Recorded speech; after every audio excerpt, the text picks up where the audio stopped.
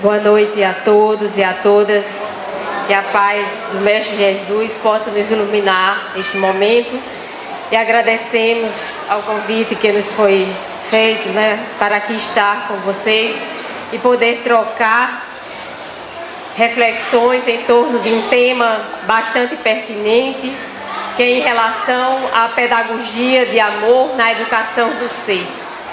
E nós vamos então nos basear na pedagogia daquele que sempre foi o exemplo maior, que está lá na questão do Livro dos Espíritos, 625, quando Allan Kardec pergunta aos Espíritos qual o exemplo mais perfeito que serve de modelo e guia para a humanidade, e os Espíritos respondem uma resposta bastante simplificada, mas de uma magnitude muito grande, que está lá, todos vocês podem verificar na questão 625, vede Jesus. Portanto, Jesus é o nosso pedagogo maior. A pedagogia de Jesus, e todos nós aqui com certeza somos pedagogos no dia a dia com relação aos nossos filhos, na educação do ser, que aí muda então na pedagogia espírita, e Dora Encontre vai nos falar sobre essa pedagogia espírita, porque quando nós nos referimos à pedagogia podemos pensar numa formação acadêmica, mas quando pensamos em pedagogia espírita e pedagogia do amor, nós vamos então direcionar para um outro viés, que não é apenas a formação do caráter e de conhecimentos intelectuais, mas principalmente dos conhecimentos morais e espirituais. Esse sim, e Allan Kardec vai nos dizer que a chave para o progresso da humanidade é a educação. Portanto, todos nós somos educadores, direto ou indiretamente, mesmo não tendo uma formação acadêmica, mesmo não tendo ido à universidade para nos formarmos em pedagogia. Mas todos nós, pais e mães, somos pedagogos dos nossos filhos continuamente. E nós educamos não pelas palavras, mas principalmente pelos exemplos.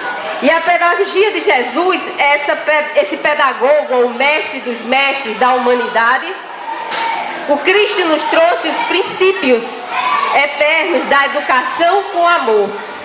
E nós vamos tentar, que é muito difícil aqui, abordar esse tema, principalmente quando se envolve a questão de uma pedagogia com amor. E como nós, enquanto formadores, enquanto produtores que estamos constantemente na educação dos nossos filhos, podemos então fazer ou colocar em prática essa pedagogia. Seria possível? Então, os princípios de aprendizagem de Jesus, e tomando ele como nosso modelo e guia, está alicerçado no valor da pessoa humana.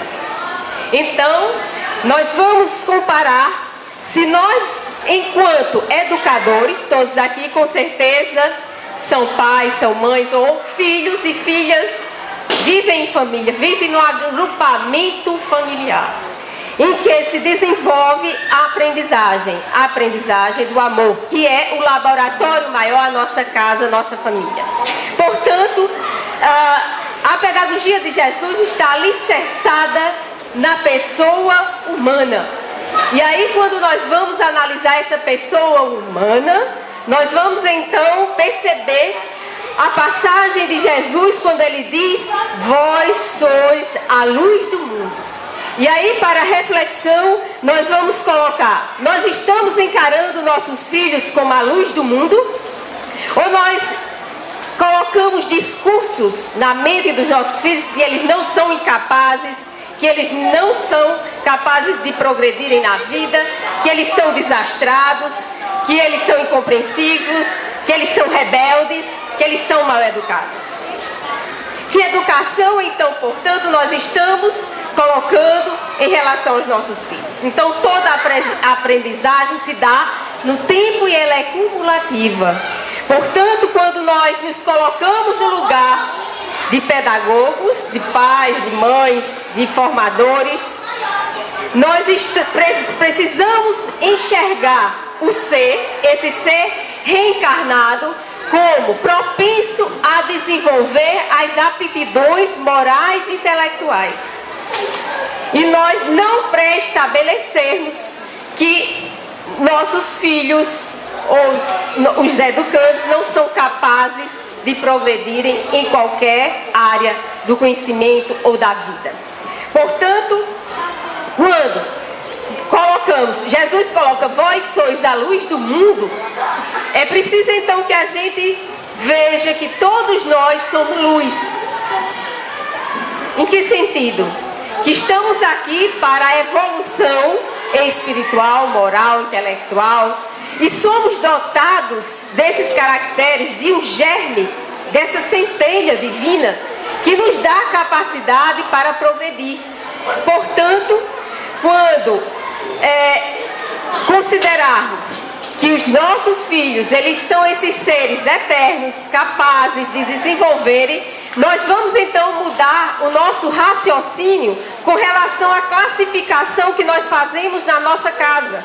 Este menino é educado, este não é, este é mal educado, este é inteligente, esse é burro. Nós pré-estabelecemos discursos em que rotulamos quem é capaz, quem não é capaz. E na visão espiritual de Jesus, nós somos todos luz, portanto, propensos, capazes de se desenvolver em todos os sentidos. Isso a gente faz inconscientemente. Por quê?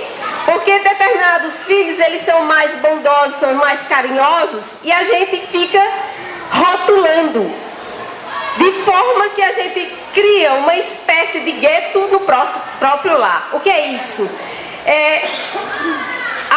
Acabamos por rotular, dizer que fulano é melhor do que cicrano, no modo como a gente se dirige, no modo como a gente trata o outro. Isso vai gerando competição no próprio lar. E nós não tomamos consciência de que estamos sendo injustos para com aqueles que convivem conosco. E aí, o tempo de aprendizagem, cada um tem o seu tempo. E esse ser que está conosco, ele tem uma história. Tem uma história de outras existências. Portanto, esse ser não recebe apenas a educação que estamos dando agora. Portanto, nós temos a responsabilidade, mais ainda o conhecimento, de tratar, obviamente, de forma justa, aqueles que nos foram dados como responsabilidade para educarmos. Então, o processo de ensino-aprendizagem tem como fonte o indivíduo e sua história sócio-histórica, e sua situação sócio-histórica. Jesus compreendia isso, a ponto de ele perceber nos discípulos aquele que o iria trair, mas em nenhum momento ele tratou Judas Iscariotes como diferenciado, no sentido dele não ser capaz, porque no último momento ele, quando foi entregue, para ser entregue aos soldados, naquele momento Jesus então diz a Judas: a que viestes, amigo? Ele se refere a Judas como amigo, aquele que o traiu. E em nenhum momento ele pré-estabelece que Judas Iscariotes não teria a oportunidade de refazer o seu rumo espiritual. E embora se equivocando naquele momento, ele não perde não deposita, ou melhor, ele deposita a confiança em Judas quando diz: amigo, a que viestes? Portanto, ele deposita essa confiança. E nós estamos depositando confianças nos nossos filhos? Nós estamos depositando desde o processo de ensino-aprendizagem, no contato da nossa educação desse ser. Quando ele vem, desde o início é gerado no ventre da mãe e no contato com o outro. Nós estamos percebendo esse ser como a luz do mundo, porque é dependendo da forma, dessa imagem que eu vejo meu filho, que eu vejo educando, que ele vai se transformar nessa luz do mundo. Portanto, nós somos responsáveis por aquilo que fazemos e deixamos de fazer no processo de ensino-aprendizagem. Toda aprendizagem, segundo Jesus, conduz o homem à harmonia consigo mesmo, com o próximo e com Deus. Quem pratica a verdade aproxima-se da luz. Portanto, se nós estamos considerando que essa aprendizagem vai conduzir o homem à aprendizagem consigo mesmo, com o próximo e com Deus, porque eu não posso amar ao meu próximo se não amo a mim mesmo, e se não amo, para amar ao próximo e amar a Deus, isso é uma tríade. Eu tenho que amar a mim mesmo, portanto eu tenho que me reconhecer como luz, eu me amo, eu me aprovo. Então não tem nada de dizer eu não sou ninguém, eu não sou capaz, eu não posso nada, eu não sei nada, eu não vou fazer nada, não vou fazer isso porque eu não vou conseguir. Inegavelmente, se todos nós fomos criados simples e ignorantes como os espíritos e estamos aqui no processo de evolução, todos nós somos capazes. E para encontrar essa harmonia consigo mesmo, com o próximo e com Deus, porque aí nós podemos dizer, eu amo a Deus, mas como se ama a Deus se você não ama a si mesmo, se você não ama ao seu próximo? Não podemos amar a Deus, mesmo porque às vezes a gente considera tão distante se ele se manifesta em nós mesmos, porque nós temos o DNA de Deus em nossos corações. Nós somos filhos de Deus. Portanto, o nosso DNA, nós somos formados por essa potência divina. E quando nós descobrimos que somos essa potência divina, nós somos capazes de sermos deuses, conforme diz Jesus. Vós sois a luz do mundo, vós sois deuses. Isso não quer dizer que nós nos coloquemos numa posição de orgulho, mas numa posição de um caráter digno de sermos filhos de Deus. E nessa dignidade de sermos filhos de Deus, nós somos então colocados como aqueles capazes de modificar a nós mesmos e modificar ao outro no fluxo divino que é o amor. Conforme nos diz Joana de Ângeles, ao definir amor, que mais adiante nós vamos chegar a isso.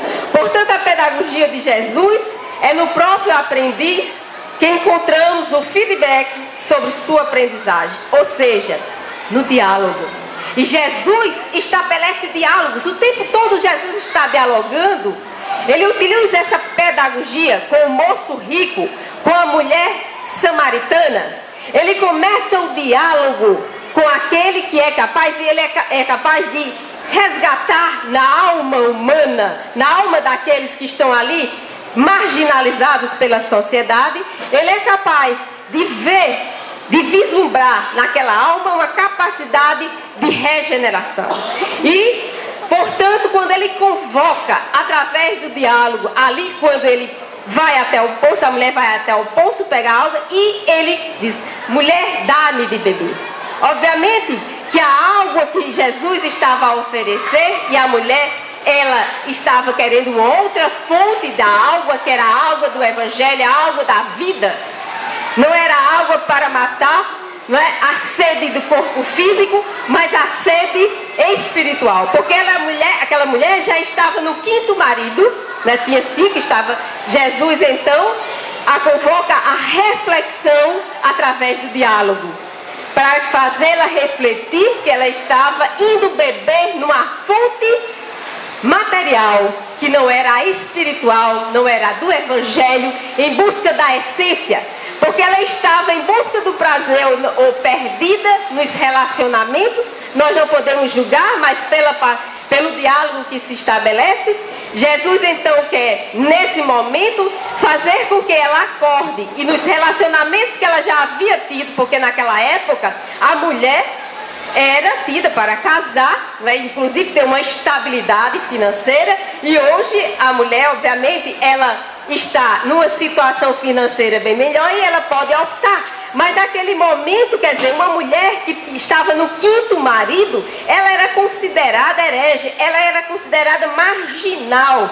Não se sabe, obviamente, os motivos pelos quais essa mulher estaria no quinto marido, que na verdade não é o quinto marido, era o quinto, sexto homem, né? Que ela já estaria se relacionando. E Jesus não a julga, pelo contrário, ele faz refletir, e através da pedagogia do diálogo, da pedagogia do amor, e que muitas vezes a gente não sabe dialogar com os nossos filhos, nós criticamos, nós não vamos com a pedagogia do diálogo, do amor, que Jesus ia. Porque aquela mulher, ela estava se equivocando, obviamente, mas Jesus sabia que nela existia o germe, a luz e a capacidade para mudar. E que se ele oferecesse o evangelho à luz do amor, ela então entraria ou ia pelo outro rumo, ou daria um outro rumo à sua existência. E foi neste momento então que Jesus convoca ela para reflexão, quando diz que a água que ele teria que oferecer da fonte era uma água que ela nunca teria mais sede. Qual é a água que a gente tem que beber que nós não vamos sentir mais sede? Não é a sede física, mas a sede espiritual. Porque quanto mais a gente vai em busca do externo, do exterior, daquilo que não nos completa internamente, nós vamos cada vez mais locupletando com algo que vai em busca apenas do prazer exterior, sem essa essência verdadeira do nosso autoencontro, do nosso autoamor. E é nesse processo então que essa mulher começa a reflexão, e Jesus utiliza-se do diálogo, da pedagogia do diálogo.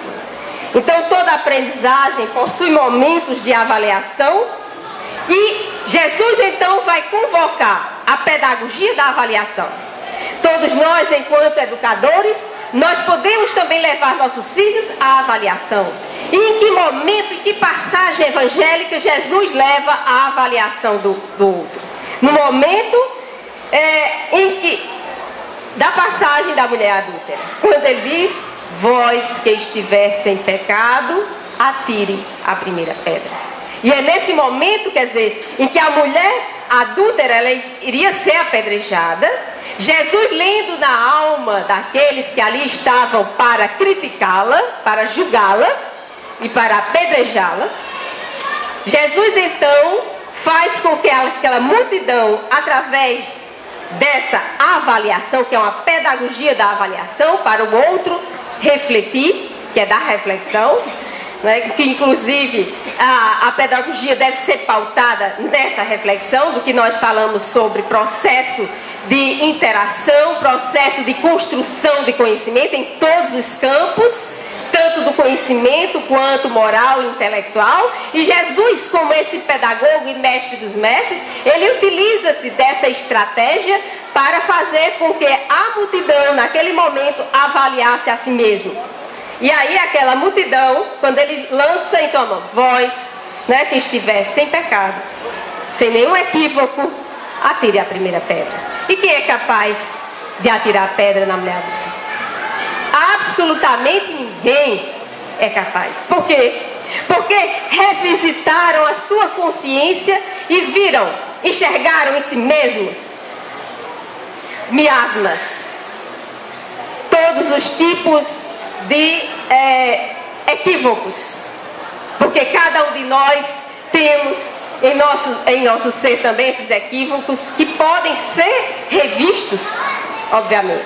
E aí é nesse momento que Jesus também, todos vão embora, né? Jesus fica a sós com aquela mulher, eles vais e não tornes a pecar, né?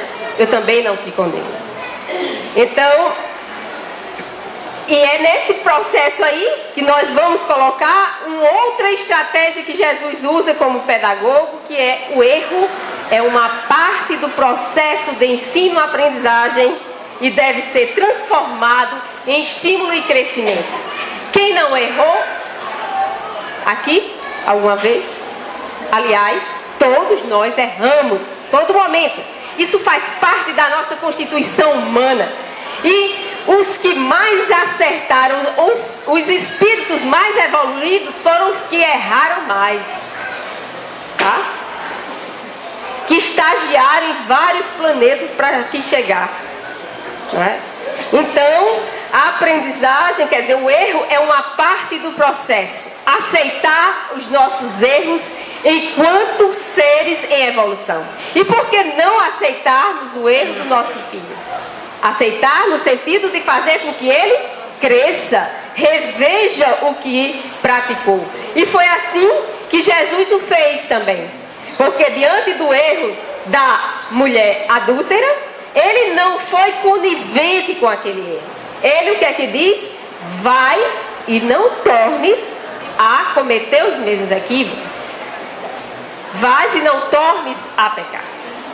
Numa visão, né, de pecado. Mas aí na nossa visão espírita, nós estamos nesse patamar de enxergar o erro não como um pecado que vai nos levar ao fogo do inferno, mas como um aprendizado, um elemento para o nosso crescimento espiritual. Portanto, Jesus convoca-nos para reavaliar os erros e mudar a nossa rota para a evolução espiritual. A aprendizagem verdadeira vai nos conduzir à liberdade e à autonomia. Em que momento Jesus disse isso? Conhecereis a verdade e a verdade vos libertará. Quando nós conhecemos, portanto, a verdade e através da doutrina espírita nós sabemos que somos seres eternos, seres em evolução, que estamos aqui no processo, numa escola, para a aprendizagem constante, para a nossa evolução espiritual. E saber o que nos conforta, saber disso como verdade, faz-nos reconhecer como seres imortais capazes de nos avaliar no sentido de, conhecendo essa verdade, acreditar no futuro, ter esperança em um futuro melhor. A coerência e o modo de ser do mestre são favorecedores da aprendizagem. Portanto, as minhas ovelhas ouvem a minha voz. E se nós somos ovelhas de Jesus, prestemos atenção ao que Jesus nos diz. A lição maior que ele nos diz: do amar ao próximo como a si mesmo. Então, o mestre é sempre um aprendiz. E é esse aprendiz completo que é o mestre em potencial. Portanto, o discípulo não está acima do seu mestre. Todo aquele que for perfeito será como seu mestre. E por isso que Jesus convoca: sede perfeitos como perfeitos é o vosso Pai. Para que a gente possa então saber que todos nós temos em potencial esse mestre dentro de nós. Ao mesmo tempo que somos aprendizes, nós somos também mestres. Mestres na medida em que nós falamos, não só nos falamos, mas estamos nos comportando diariamente em relação aos nossos filhos, aos nossos amigos, na casa espírita, no nosso trabalho. Onde quer que nós estejamos, nós somos mestres em potencial. E Jesus, o mestre dos mestres, vai então nos indicar esse caminho. Então, se em casa nós somos de um modo, agimos de um modo, na casa espírita de um outro modo, essas subpersonalidades, elas precisam cada vez mais se coadunar para que a gente não crie dicotomias nas nossas personalidades e geremos bipolaridade nos nossos comportamentos. Cada vez mais, quando nós vamos nos identificando com esse mestre que é o nosso exemplo, nós vamos passando a usar personas, máscaras, menos máscaras, e sendo uma personalidade mais voltada para o cristão, para o verdadeiro espírita, para aquele que é capaz de domar as suas más inclinações. É aquele que é capaz de se voltar para uma autoavaliação e saber que é capaz de a cada dia se transformar. Portanto, o discípulo não está acima do seu mestre, e todo aquele que for perfeito será como seu mestre, e todos nós estamos galgando para essa perfeição. Toda aprendizagem significativa é aquisição para o espírito imortal, e então retribuirá cada um segundo as suas obras. Nós somos então responsáveis e nós temos os nossos talentos, né? A cada um vai competir os talentos que nós vamos multiplicar, e segundo as nossas obras, a que nós viemos fazer aqui, o que nós estamos fazendo, como nós estamos multiplicando os nossos talentos, se nós estamos enterrando por medo ou se nós estamos efetivamente caminhando para multiplicar esses talentos. Portanto, os recursos didáticos utilizados por Jesus foram vários. Da pré-eleções, ele utilizou-se do Sermão da Montanha. Nós nos conhecemos as bem-aventuranças do Sermão da Montanha. Bem-aventurados os pobres de espírito, bem-aventurados os misericordiosos.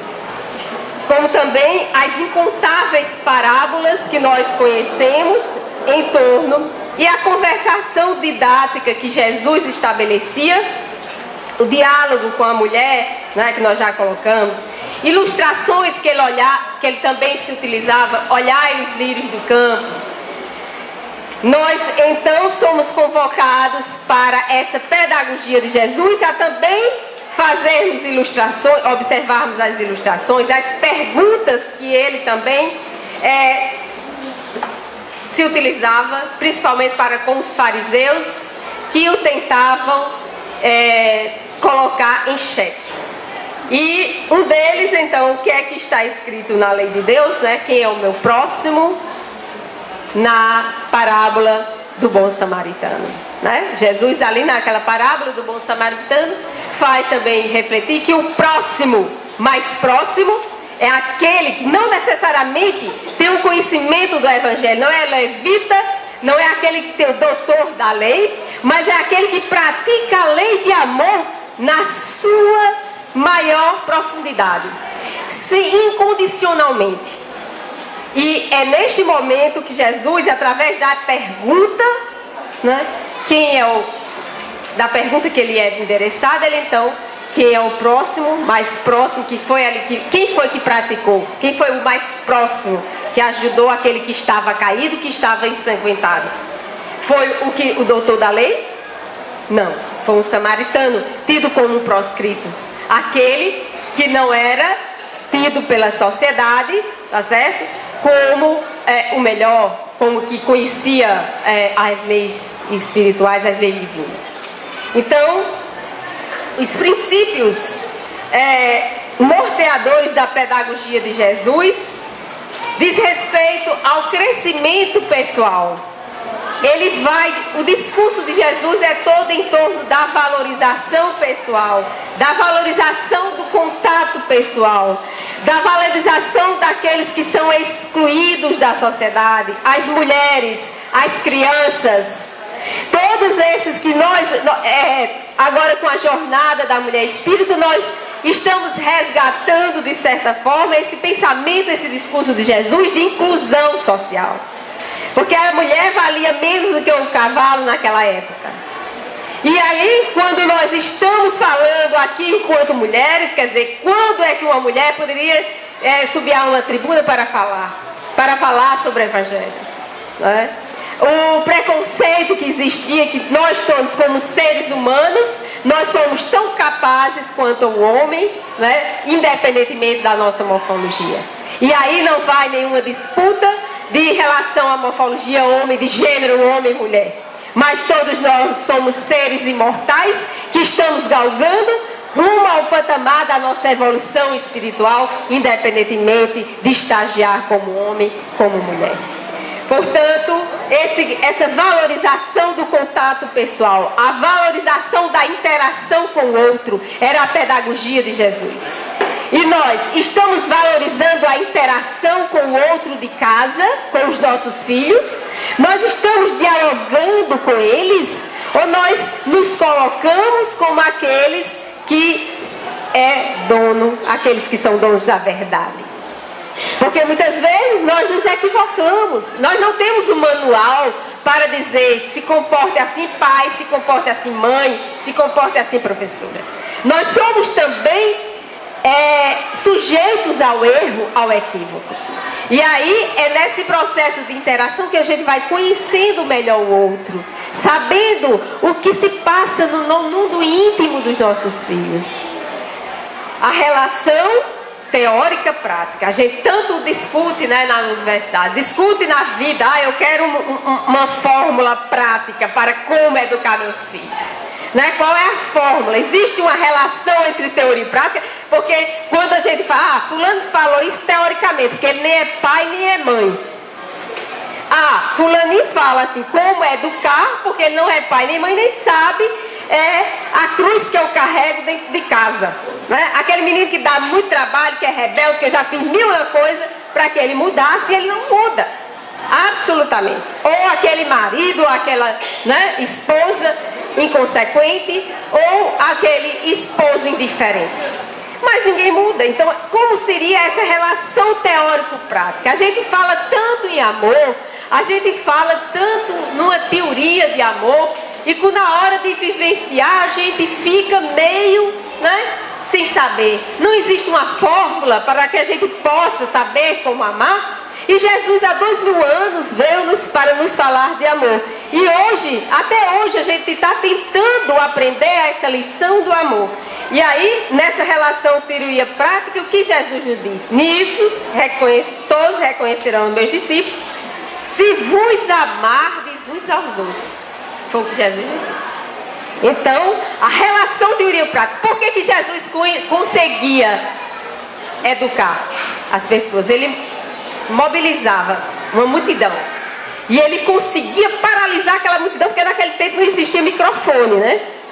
Jesus falava, não tinha microfone como nós temos hoje, tá?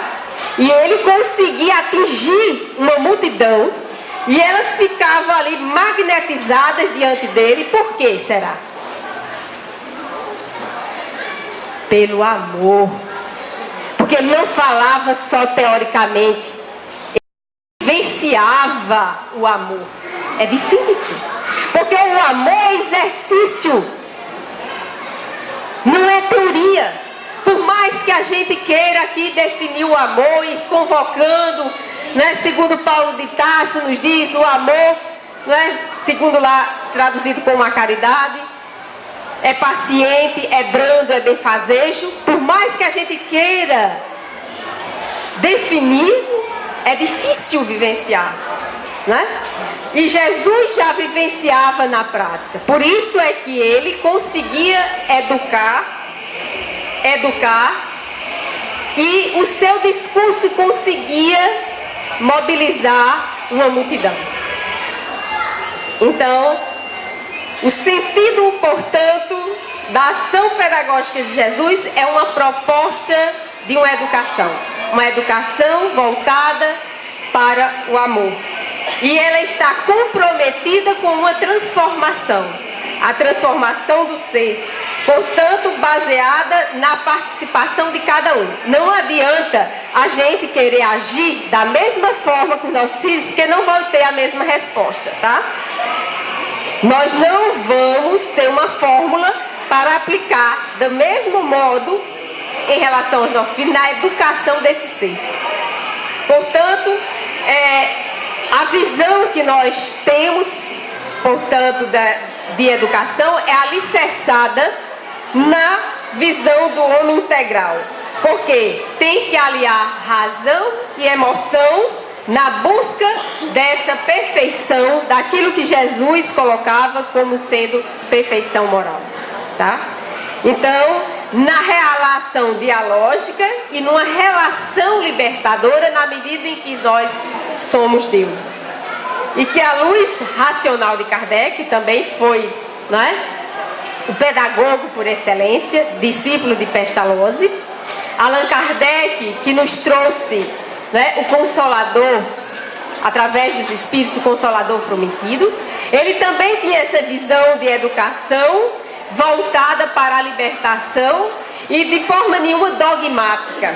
Não era de dogmatismo, não era de pré-estabelecer preceitos, mas de considerar o ser como aberto para uma evolução espiritual e diante desse ser, o amor como sendo a arma maior para domar os caracteres, porque segundo ele seria na educação em que estaria, onde se encontraria a chave do progresso da humanidade. Portanto, a análise que se faz de Allan Kardec também como esse pedagogo e codificador da doutrina espírita, que vem nos trazer o exemplo, né, de como nós, enquanto seres, podemos também transformar a nós mesmos e transformar a sociedade.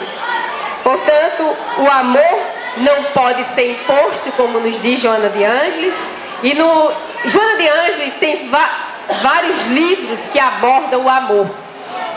Amor, imbatível amor, em nome do amor, vários livros cujo título nós temos como palavra-chave amor. E é uma palavra, e eu fui então buscar o que é que ela, né? Ela sempre coloca o conceito hálito divina, fluxo de energia, fluxo de troca de energias. Ela sempre coloca o amor como esse fluxo de troca. E aí realmente, eu pensando, né, refletindo, o amor é esse fluxo contínuo de energia. Porque quando a gente chega para falar com os nossos filhos, ou falar com alguém, seja lá quem for, que a gente chega com aquele amor, com aquela amorosidade para falar com a pessoa, a gente desarma, não é? A pessoa está meio estressada e tal. A gente começa a falar o nome da pessoa, né? Não é coisinha não, oi coisinha, não é coisinha não, né? Nós convocamos a pessoa pelo nome, Lúcia, né, Maria, e a gente vai descendo e nos aproximando de forma amorosa. Do mesmo jeito, quando a gente vai nos dirigimos aos nossos filhos. Quando eles estão estressados, né, e muitas das vezes, né, com os conflitos, os vários da nossa vida diária, que quando a gente chega para falar com os nossos filhos e a gente também já está estressado, vocês vejam o que acontece. O que é que acontece nesse momento?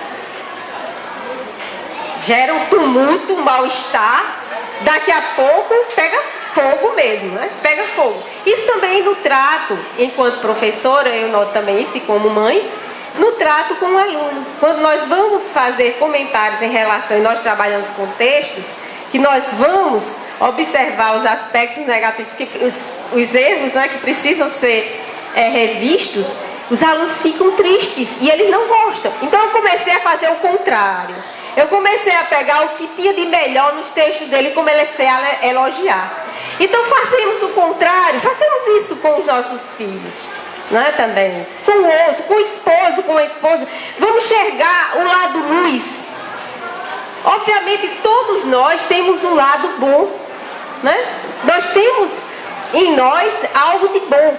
Só que a gente não faz. Façamos uma lista daquilo que é, né, do nosso caráter, que nós admiramos no outro.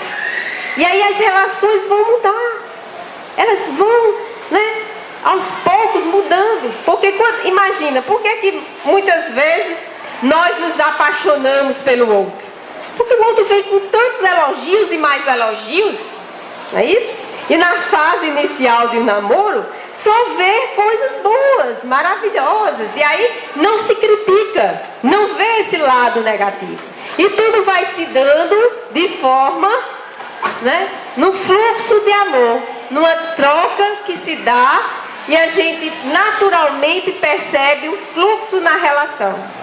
À medida em que a gente vai convivendo e observando que o outro tem defeitos e mais, em vez de a gente integrar, buscar observar, claro que ninguém é cego, nem vai perceber, claro que se percebe, mas é saber, obviamente, que ali existe um sem evolução, que ninguém, absolutamente ninguém é perfeito, e nessas relações nós vamos encontrando também a nós mesmos, porque muitas vezes o que a gente enxerga no outro é porque nós temos em nós mesmos. Portanto, amar o próximo como a si mesmo, fazer aos outros aquilo que nós gostaríamos que os outros nos fizessem. Está lá no Evangelho segundo o Espiritismo, não é isso? Fazer aos outros aquilo que nós gostaríamos que os outros nos fizessem. Será que nós estamos fazendo isso? fazendo aos outros aquilo que nós gostaríamos que Ele nos fizesse? É um ponto para reflexão. E está lá quando Jesus disse amar o próximo como a si mesmo. Porque sequer nós nos amamos. Quando nós nos dermos o direito de nos amarmos, para isso façam até aquele exercício de se olhar no espelho e, segundo Luiz Reis, né, aquela terapeuta, você se olhar no espelho e dizer: eu me amo, eu me aprovo. Né? Vocês poderão dizer que vocês estão loucos, mas é um movimento necessário de aprovação de si mesmo para aprovar o outro. Porque a gente só vai amar o outro quando amar a si mesmo.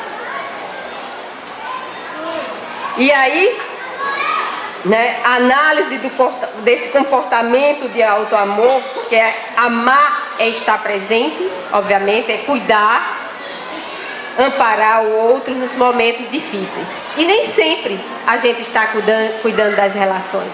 Se a gente não cuidar das relações, como a plantinha, ela vai morrer. Não é? E antes que essa plantinha morra, vamos cuidar dela, para que ela possa crescer viçosa e cada vez mais poder dar frutos, né? A planta, ela cresce, ela é viçosa, ela dá frutos se nós vamos cuidando dela. Portanto, nós temos uma imagem idealista do amor, sim. Mas não é esse amor romântico, né, de contos de fadas, de que tudo, né, vai se dar bem, vai ser feliz, é perfeito, é maravilhoso, não. Existe esse amor e amar é possível, porque Jesus não estava mentindo quando ele disse amar o próximo como a si mesmo. Né? Jesus estaria mentindo porque ele vivenciou o amor e ele mostrou-nos como amar. Portanto, dizemos ser amados, mas com condições. Nós estabelecemos condições para amar. Nós estabelecemos condições para amar os nossos filhos. Se você estudar, se você for obediente, se você for isso, se você for aquilo, eu vou amar. Mas será que a gente vai deixar de amar aos nossos filhos porque ele é desobediente? Não. Nós não vamos deixar de amar nossos entes queridos porque eles nos são rebeldes, porque eles não nos aprovam. Não, de forma nenhuma. É um amor incondicional. E aí, essas dificuldades em amar as pessoas como elas são, com as suas qualidades, com os seus defeitos, isso é um processo contínuo de aprendizagem. Então, vamos encontrar razões para amar, encontrar razões para respeitar o valor do outro, naquilo que é necessário para o processo da prática do amor que produz bem-estar, conforto, alegria e que melhora o nosso humor. Nós acordamos mais bem-humorados quando nós amamos a nós mesmos, amamos a vida, somos gratos à vida, a Deus, às coisas que nos acontecem. Nós somos muitas vezes ingratos a Deus porque nós temos muito a agradecer à vida, à pedagogia que nos deu. Agradecer aos pais que nós tivemos, que são aqueles necessários e foram os melhores para a nossa formação. Só pelo fato de nos ter dado a vida e estarmos aqui, já é um fato para agradecermos, para amarmos ao outro incondicionalmente, assim como um pai e uma mãe amam. Portanto, vamos alcançar essa plenitude do amor no processo contínuo de exercício. E o amor que deve se oferecer ao outro é esse amor que deve passar por nós mesmos. Para encerrarmos nossas colocações, nós escrevemos um texto sobre o amor, que é difícil defini-lo, mas que nós vamos tentar, com base no que nós vivenciamos até agora, claro, na incipiência de nós ainda seres em evolução, para entender o amor na sua teoria, mas também na sua prática. Porque no exercício de mãe, no exercício de educadora, nós estamos procurando a cada dia melhorar a nossa condição de seres espirituais aqui neste planeta, amando incondicionalmente, que é difícil. E vamos nos perguntar o que é esse amor que Jesus falava. E como nós podemos amar este momento aqui incondicionalmente. Porque como se não estivesse falando ao filho, é isso? Quer dizer, se eu estivesse querendo orientar um filho, eu não estaria com o maior amor, a maior dedicação? Do mesmo jeito aqui estou. Portanto, vamos falar desse sentimento que nós tentamos defini-lo com as nossas precariedades, obviamente, da linguagem humana. Amor, sentimento por excelência, atravessa milênios. Doce canção dos homens iluminados, que ressoa no universo como verso e desperto não dispensa o disperso. Reverso do ódio que do pódio não se orgulha e como uma fagulha de esperança mergulha no olhar e lava as lágrimas da amargura da nuvem escura que cura a incúria desumana. Nos momentos mais difíceis, ele é a solução. E sem explosão, adentra a porta do coração sem exclusão, abraçando a todos como um raio de clarão, despertando o ser da letargia com compaixão. Força indescritível que alavanca e avança, e não se cansa como um ganso que não descansa, sem se deixar espetar pelos espinhos das rosas mais formosas, atravessa com firmeza as situações mais dolorosas. Herói das horas que nunca vai embora, e em boa hora resgata as almas mais empedernidas, que esquecidas de si, se esconderam no mar da inconsciência. E sempre como a voz da sapiência infinita, não dita nunca o maldito. Ele é o amor, capaz de transformar toda dor em flor. E no sabor do teu labor, sentimos o frescor da tua cor, que corporifica e fica nos momentos inesquecíveis e colore com toda emoção o cansado coração. Que Jesus, o mestre dos mestres, seja o nosso guia. Que assim seja.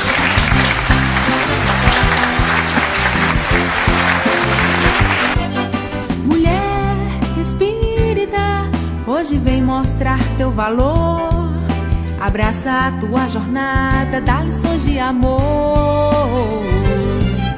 Mulher espírita, esse momento é muito importante. Vem viver a boa nova e segue adiante, no amor à vida, no amor a Deus, nessa tarefa sublime, trabalhando e fazendo